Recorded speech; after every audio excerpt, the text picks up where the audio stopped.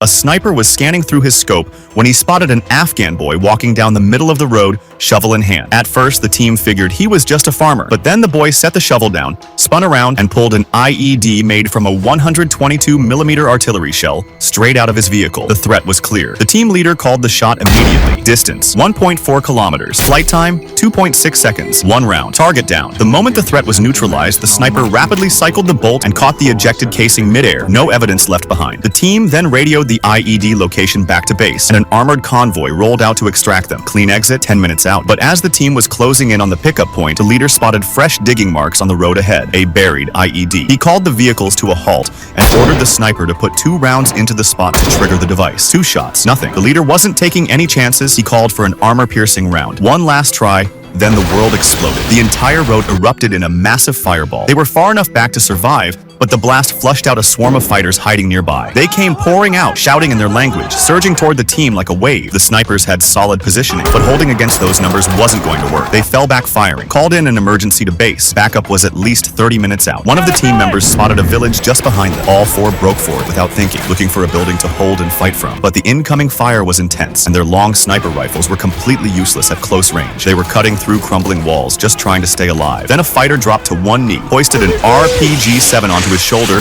and fired directly at them. By pure luck, the blast blew a hole clean through a wall, and that hole became their escape route. They dove through it straight into a grape storage shed. The 4 of them regrouped and cleared the rooms one by one, close quarters style, until they reached a house. Inside was an old man with 2 different colored eyes. They were still processing the sight when a grenade rolled in and landed right next to them. The leader yelled and dove back, but the old man didn't even flinch. Calmly, almost casually, he picked up the grenade and tossed it back the way it came, like it was nothing. Then he quietly led them all into the inner room. The team finally had a moment to breathe, though every one of them stayed locked in. They started stacking furniture against the doors, but the old man looked completely unbothered. He called out to his granddaughter, and the little girl came in and served everyone tea. Outside, the fighters had completely surrounded the house and dragged in a heavy weapon. A round hit one side of the building and blew a smoking hole through the wall. The old man still didn't react. He stood up, walked straight through that smoldering hole, and stepped outside. Seconds later, rapid gunfire. Everyone inside assumed he was gone, but moments later, he walked back in without a scratch and said he'd chased all the fighters off. The team eased out one by one, weapons raised, sweeping in every direction. Nothing. No one. They got out of that village fast before anything else could go wrong. As they were leaving, the leader looked back at the old man and couldn't help himself. Whatever you say,